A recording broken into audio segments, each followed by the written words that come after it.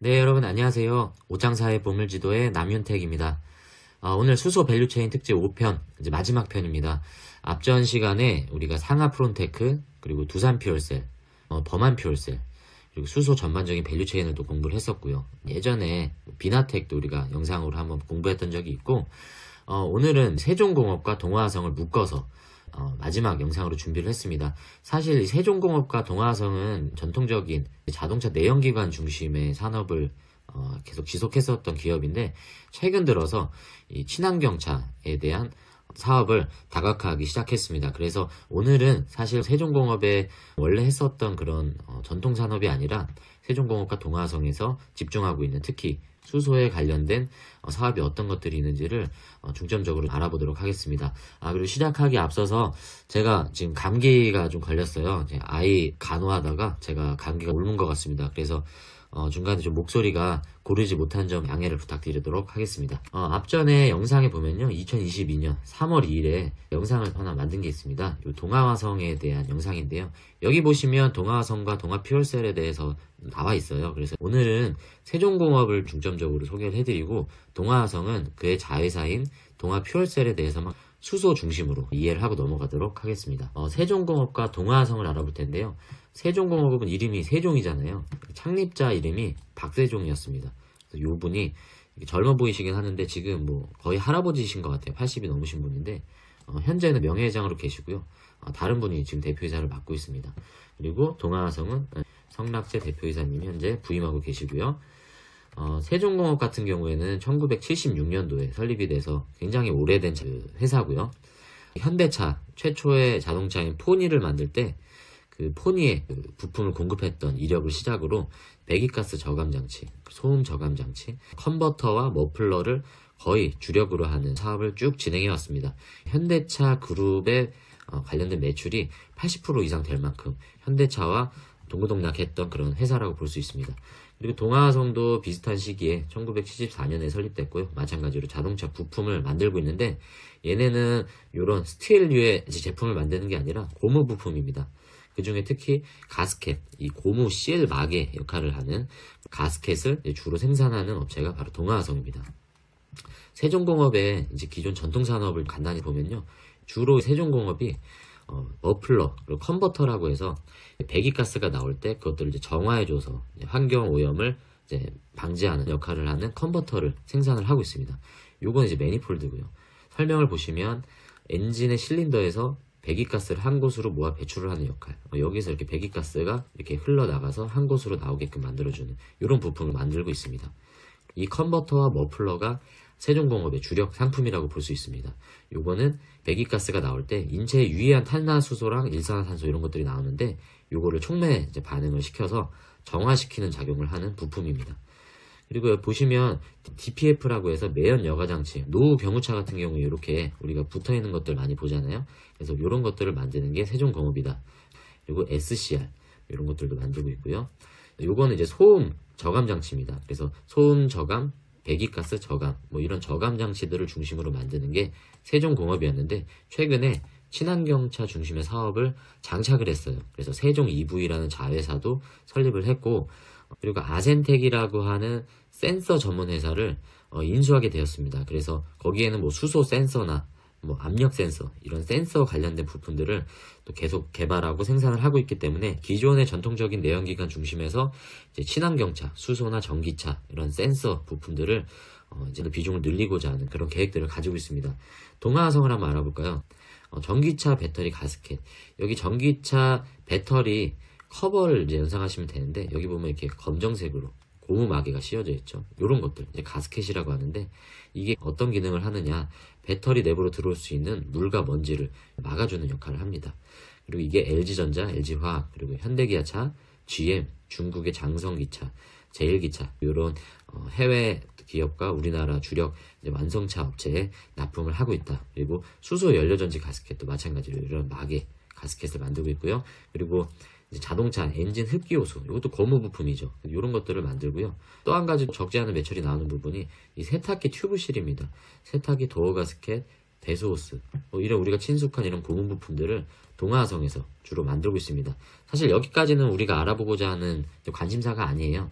그래서 이제 세종공업과 동아와성 어떤 수소 관련 사업을 하고 있는지 수소 중심으로 한번 알아보도록 하겠습니다. 그리고 좀 재밌는 영상이 하나 있는데요. 오지원 씨와 함께 찍었던 종목 올림픽 여기 있잖아요. 그때 세종공업을 오지원 씨가 소개시켜 줬는데 다시 보니까 좀 재밌어서 한번 가져와 봤습니다.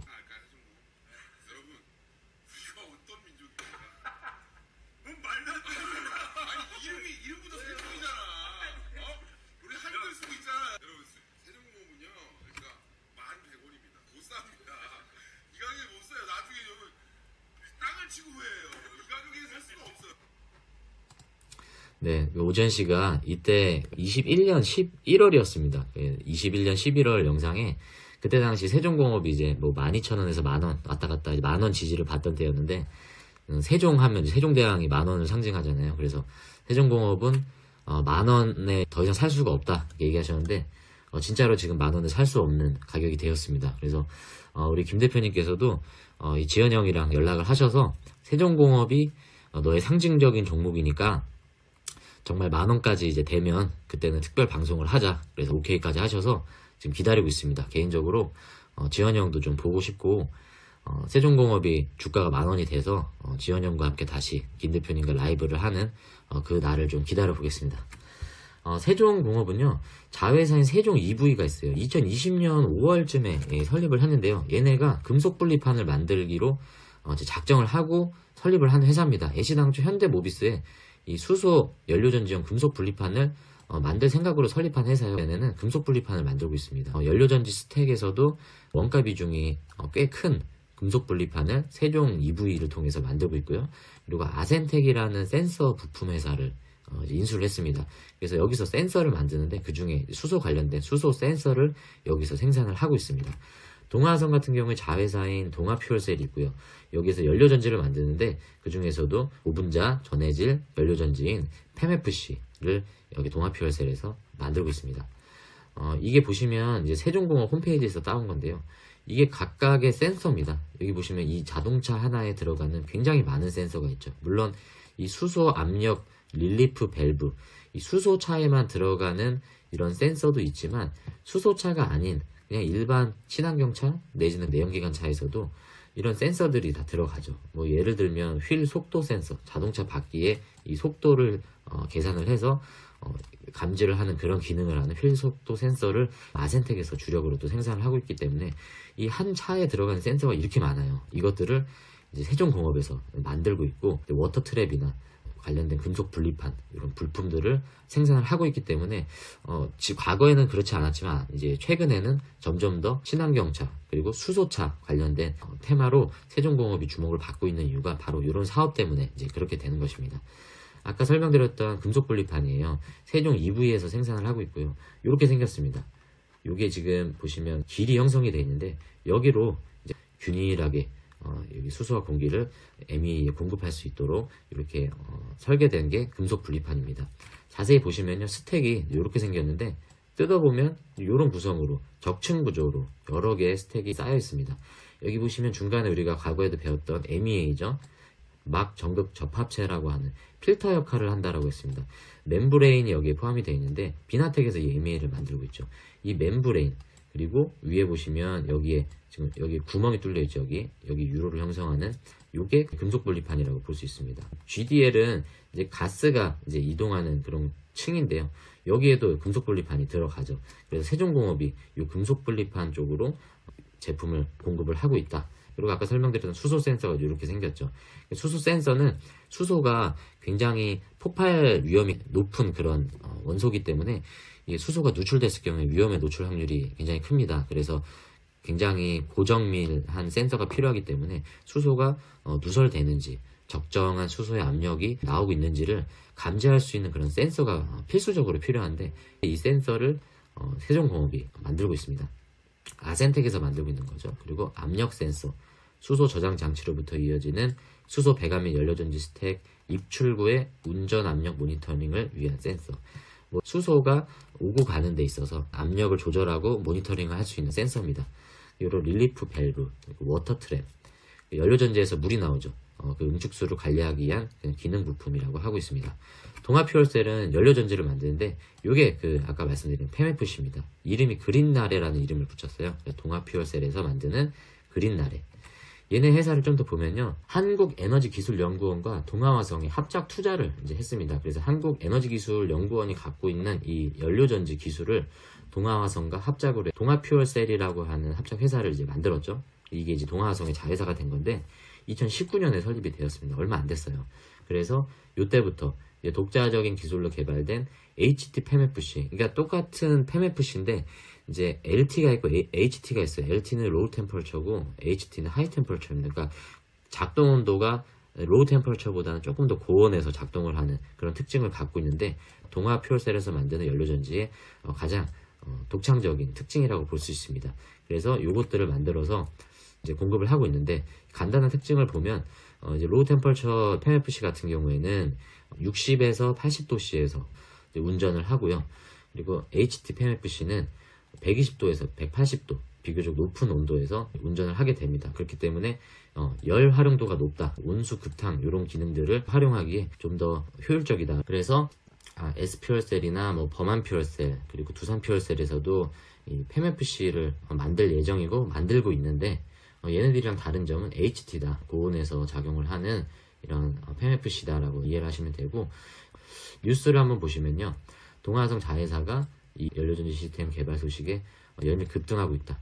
2022년 11월 10일자 뉴스인데 11월 9일쯤에 얘네가 호재로 인해서 상한가 이제 갔습니다. 상한가를 기록해서 내용을 보면 아까 말씀드렸던 HT PEMFC를 개발을 했는데 이게 5kW급이라고 해요. 그래서 국책 과제에 참여를 해서 유럽 현지 맞춤형 열 추정 방식의 요 PEMFC 시스템을 개발해서 완료하고 2022년 덴마크에서 실증 운전이 시작이 됐다. 상용화가 된 걸로 저도 알고 있는데, 동아화성 동아퓨얼셀 뉴스는 그렇게 많이 나오질 않습니다. 어느 정도 뉴스가 없냐면 제가 올린 블로그가 네이버의 대표로 이렇게 올라와 있을 정도로 정보가 없어요. 제가 궁금해서 검색을 하면 제 글이 나와요. 그래서 저도 좀 공부하는 자료가 많이 부족한데, 아무튼 이런 뉴스를 통해서 얘네가 상한가를 갔던 그런 특징이 있습니다. 세종공업의 주요 뉴스를 한번 보겠습니다. 세종공업은 이제 내연기관 부품 중심에서 친환경차로 이제 전환을 하고 있고요. 2016년에 얘네가 창립 40주년 비전 선포를 했어요. 그때 비전 선포를 한 게 뭐냐면 3조 매출을 달성하겠다. 그리고 그린, 앞에 그레이트의 약자를 떠서 이제 그린이 이제 친환경 사업을 점점 이제 비중을 늘리겠다. 그래서 신사업의 매출 비중을 30%까지 늘리겠다. 뭐 이런 이제 비전 선포를 했는데, 이런 친환경차 사업을 전환했다라는 부분들을 좀 꼽을 수 있습니다. 현대차 그룹이 미국 조지아 전기차 공장을 이제 신설을 하고 있는데, 여기에 1차 선정사로 이제 세방, 서현이와 그리고 덕양과 함께 세종공업이 4군데 선정사 안에 포함이 되었다. 현대차가 미국 조지아 신 공장에서 여러 가지 매출이 나오게 되면 거기에 맞춰서 세종공업도 친환경차에 대한 매출이 나오겠죠. 그래서 주력 사업이었던 컨버터와 머플러가 거의 주력이었는데 이게 사양 산업이 됐잖아요. 그래서 얘네도 이제 위기의식을 느끼고 매출 포트폴리오 다변화를 하고 있는데, 그 중에 첫 번째가 이제 수소다. 수소, 그리고 아까 봤던 센서죠. 센서, 이런 것들을 하고 있고, 얘네가 중국에도 이제 공장이 있고요. 그리고 뭐 베트남, 뭐 러시아 이런 데도 공장이 있습니다. 중국, 러시아가 요즘엔 조금 안 좋죠. 그리고 러시아 같은 경우에는 계속 자금 조달을 함으로 인해서 어떻게 보면 밑빠진 독 역할을 하고 있었는데, 현대차도 지금 러시아에서 철수를 고려하고 있기 때문에 얘네가 철수를 하게 되면 같이 철수를 할지 안 할지 뭐 그거에 대한 내용입니다. 아직 확정된 게 없기 때문에 이거는 추측으로 남아 있고요. 큰 영향은 없겠지만 아무튼 이런 이슈들이 있었다는 뉴스입니다. 그리고 세종공업 자회사인 아센텍이 인도 우노민다와 기술 라이센스를 체결했다. 얘네가 갖고 있는 이 수소 센서, 휠 스피드 센서 관련된, 그리고 UWB 이런 기술도 얘네가 가지고 있어요. DIC 공부할 때 우리가 했죠. 그 기아 변속할 때 버튼으로 기아를 변속하는 시스템 UWB라고 그때 우리가 배웠었는데, 그런 기술들을 이 아센텍에서 갖고 있습니다. 이 라이센스 계약을 체결해서 로열티를 받는 거죠. 보시면 매출액의 1에서 3%의 로열티를 받고 계약금을 한 $60,000 정도를 받았다. 이런 것에 대한 인도 회사와의 공급 계약을 이제 소개를 하고 있습니다. 이 아센텍과 세종 EV를 통해서 수소 관련된 사업들을 계속 집중하고 있는 모습들을 좀 볼 수 있습니다. 마지막으로 두 회사의 재무와 차트를 좀 보겠습니다. 먼저 세종공업을 보겠습니다. 매출이 적지 않아요. 얘네가 코스피 종목인데요. 보시면 매출이 1조 원대가 넘습니다. 2019년에 1조 2천억, 그리고 2020년에 조금 떨어졌지만 1조 1천억 원, 그리고 21년에 들어와서 1조 5천억 원대로 많이 증가했죠. 여기 보시면 영업이익이 적자였어요. 당기순이익도 적자였고, 이때까지 적자였는데 작년 2분기 때부터 흑자로 전환이 됐습니다. 그래서 매출도 전년 대비 소폭 증가할 것으로 좀 보여지고요. 왜냐하면 여기만 봐도 지금 1조 3천억 원이 넘죠. 그렇기 때문에 4분기까지 매출을 합치면 작년 매출을 조금 웃도는 수준이 아닐까. 그리고 특징적으로 보이는 건 이 순이익이 굉장히 늘었습니다. 2분기 당기순이익만 봐도 벌써 한 해 이 당기순이익을 훌쩍 넘었죠. 이 적자였는데 205억 흑자 전환을 했기 때문에 사업 구조는 점점 더 이제 안정화된 모습으로 가고 있고, 부채 비율을 보시면 거의 한 200%대를 웃도는 것들을 볼 수 있습니다. 그래서 뭐 부채 비율이 그렇게 안정적인 편은 아니지만 그렇다고 해서 뭐 재무적인 리스크가 있다라는 수준으로 보이지 않아요. 왜냐하면 유보율도 비교적 안정적인 편이고, 아까 보셨다시피 매출이 계속 증가하고 있고 영업이익도 이렇게 흑자로 전환하는 모습들을 봤을 때 이 부채 비율이 여러 가지 사업 악화, 운영자금에 소모되는 비용으로 부채 상환으로 나가는 게 아니기 때문에 그렇게 볼 수도 있지 않을까. 동아화성을 보겠습니다. 세종공업보다는 매출 규모가 좀 적기는 해요. 2,800억 정도에서 큰 이제 변동의 폭이 없고, 얘네는 뭐 적자가 없죠. 적자가 없는 대신에 뭐 임팩트 있는 사업의 매출 점프라든지 이런 것들은 아직까지는 보이지 않습니다. 하지만 지금까지 3분기 매출 실적을 봤을 때는 그래도 양호한 수준이 아닌가라고 보여집니다. 여기 지금 2분기 때도 당기순이익이 꽤 많이 나왔었죠. 여기 작년 한 해 당기순이익을 넘는 순이익이 2분기 때 나왔기 때문에, 이때는 이제 전방산업 수요 부진으로 인해서 이렇게 나왔던 것 같은데 4분기 때 실적은 또 어떻게 나올지 또 지켜봐야 될 것 같습니다. 부채 비율을 보면 아까 세종공업에 비해서는 이제 상당히 양호한 편이고요. 100%대고 유보율도 안정적인 편으로 보여집니다. EPS는 들쑥날쑥합니다. 그래서 뭐 재무적인 걸로 봤을 때 딱히 어떤 특징적인 게 보여지진 않고 그냥 평온하다. 마지막으로 차트를 좀 보겠습니다. 세종공업이, 요게 제가 자료는 1월 3일 그 차트를 준비를 했는데 요때 5,260원이었는데 오늘 1월 4일에 조금 올랐어요. 그래서 5,420원에 종가 마감을 했고, 얘네가 52주 최고가 9,020원입니다. 그리고 52주 최저가는 얼마 안 됐죠. 한 3달 전쯤에 기록한 4,080원. 요때를 바닥을 찍고 지금 이런 차트를 그리고 있는 모습입니다. 아까 오지연씨 영상 봤던 때가 요때죠. 요때 가격이 한 만원대였습니다. 세종공업은 만원에 사야 된다 라고 이제 외치시다가 그때 방송한 뒤로 이렇게 안타깝지만 이런 흐름들을 좀 가져갔죠. 그래서 진짜 오지연씨가 말씀하신 대로 만원엔 살 수 없는 지금 현재 가격대에 가 있습니다. 그리고 동아화성입니다. 동아화성은 아까 상한가 갔다고 했던 그 기사가 요때요. 연료전지 관련된 이슈로 인해서 수소가 각광을 받았습니다. 하지만 22년 11월 기점으로 해서 좀 이렇게 계속 조정을 받고 있는 모습, 지루하죠. 1월 4일 종가로 조금 소폭 상승했어요. 요때 하루 전날에 8,620원이었는데 요때 8,840원으로 전반적인 코스닥이 다 올랐어요. 오늘 사실. 그래서 거래량도 뭐 계속 미비하고요. 거래량 없이 계속 이런 흐름을 보이고 있습니다. 13,000원까지 올라갔었고요. 52주 최저가는 6,820원을 기록하고 현재 8,800원대를 횡보를 하고 있는 이런 모습들입니다. 네, 제가 준비한 자료는 여기까지입니다. 지금까지 총 5편의 과정을 통해서 여러분들이 저와 함께 수소 밸류체인에 대한 관련주들과 전반적인 시장들을 좀 알아보았습니다. 부족한 부분들도 물론 있을 수 있겠지만 이렇게 같이 공부하시면서 여러분들이 어느 정도 참고가 되셨을 거라고 믿고요. 여러분들이 여기에서 더 살을 좀 붙이셔서 궁금하신 게 있으시면 더 찾아보시고, 우리 옷장사의 보물지도 카페도 있으니까요. 거기에다 뉴스나 뭐 자료들 올려주셔서 서로 좋은 자료들 공유하고 공부해서 우리가 투자하는데 더 많은 수익들을 낼 수 있도록 수소 관련해서 열심히 공부하는 여러분들과 제가 되었으면 좋겠습니다. 그리고 김 대표님도 새해 시작으로 다시 옷가게에 지금 출근을 하셔서 사업을 다시 일으키고 계시고 여러 가지 변화를 시도하고 있습니다. 그리고 매주 월, 수, 토 라이브 방송을 하고 계시니까요. 여러분들이 구독과 좋아요 꼭 좀 부탁드리고, 여러분들의 이런 격려와 관심이 앞으로 더 좋은 영상을 만드는데 우리에게 큰 힘이 되고 있습니다. 새해 복 많이 받으시고요. 저처럼 감기 걸리지 마시고 여러분들도 건강 잘 지키시길 바라겠습니다. 감사합니다.